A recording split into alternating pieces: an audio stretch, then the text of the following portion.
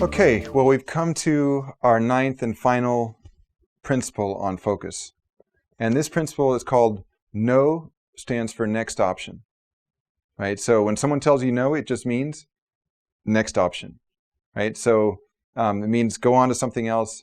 Again, we talked about being resolute in your goal, but resilient in your strategy. So if you get a no, then just find another strategy or go to another person until you find the right fit.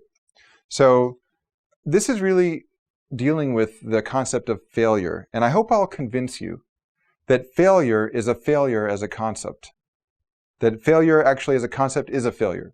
That we actually should eradicate the word failure from our vocabulary.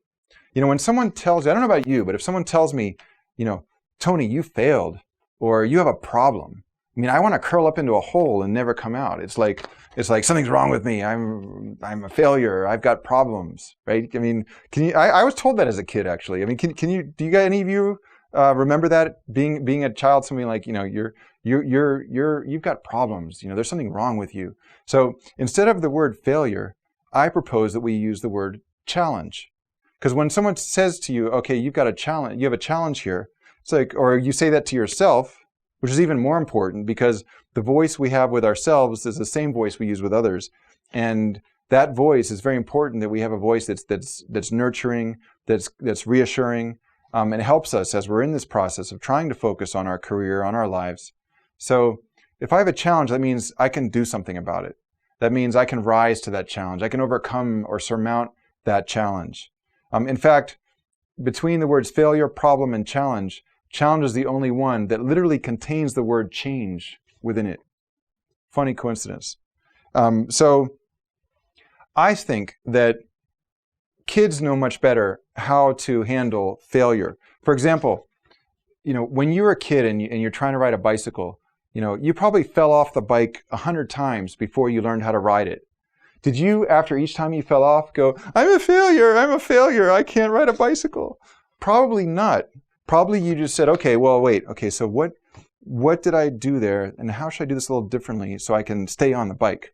And eventually you kept doing that. Remember, being firm in your goal to learn how to ride a bike, flexible in the strategy, eventually you learned how to ride the bicycle, right? But we as adults, we put all these attributions and values on things and said, oh, you know, something's wrong with me because I didn't get that job interview, or I didn't, that presentation, I didn't get as much recognition or approval as I wanted, or I didn't get as good a grade in that class as I want. Something is wrong with me.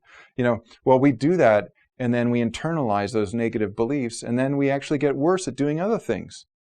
It's like, any of you, again, I'm going to use the baseball example. As you can guess, I was a baseball fan.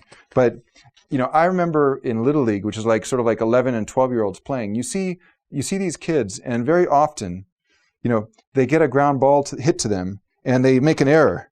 And I mean, me being the exhibit A here, because I made a lot of errors. And like, so I remember I would like make an error and drop the ball, and then it was like 3 times more likely I was going to pick up the ball and overthrow to first base, and it was going to go off into the stands because I lost my poise. I lost my composure.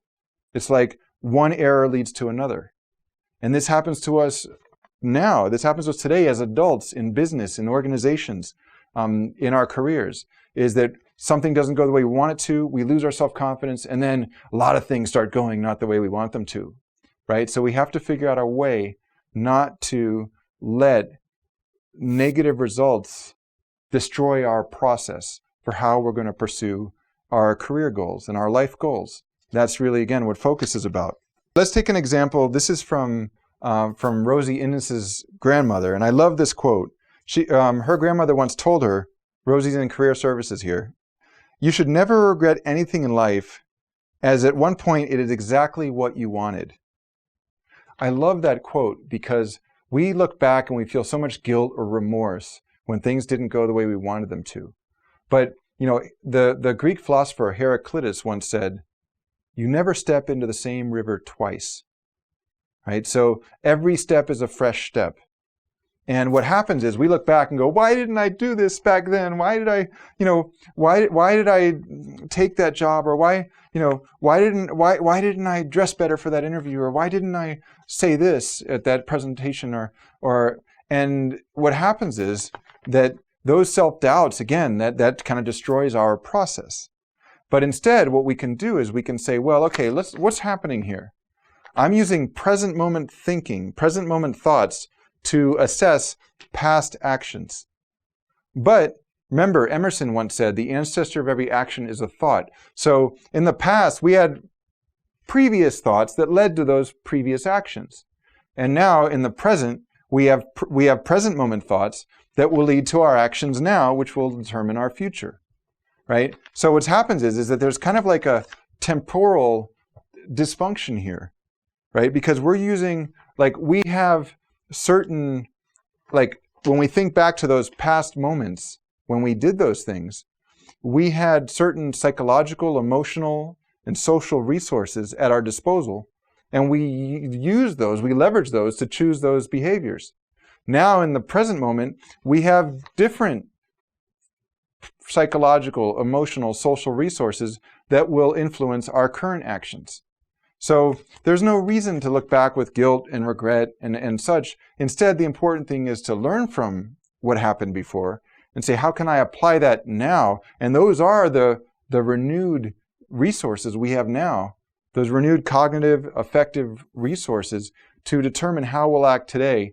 And that's going to keep us moving on our path toward whatever we can achieve in the future. So a few quotes that have inspired me in this area. One is Churchill. He said, "Success is the ability to go from one failure to another with no loss of enthusiasm." Michael Jordan, basketball star. "I've missed more than 9,000 shots in my career. I've lost almost 300 games. 26 times I've been trusted to take the game-winning shot and missed. I've failed over and over and over again in my life. And that is why I succeed." Think about how many times we hit an obstacle and we think, this is like a barrier, I can't get through it. But if we keep looking, we might find that it's not a wall, there's a door somewhere. We can get through, we can get over it, we can get around it. It's like this. Let's suppose that you're going home today, okay, after you view this, or maybe you're viewing this at home and you're going to school, whichever. You're trying to get to either, let's say, the university, or you're trying to get home, okay? Now, the road you usually take has been closed off. What are you going to do? Are you going to sit by the side of the road and go, I'm not going to make it home, I'm not going to make it to the university? I don't think so. I think you're going to find another way to get there. So, the same with your career, the same with life. Those are a few quotes that I really like a lot about handling challenges. Remember, not failure, but as Steve Jobs said, who, by the way, was kicked out of the company he started, Apple, but ended up developing the next computer and Pixar, and then eventually came back, ran Apple, and had this spectacular success, as you know, with the iPod and the iPad and iPhone and so on. So he said, fail wisely. So again, when things don't go the way we want, it's that we have to have that wisdom to learn from it and apply that to how we go forward in the future. Okay, so we come to the conclusion of our course on focus. I hope that you found some of these 9 principles interesting, that you'll be able to apply them in your careers and in your lives.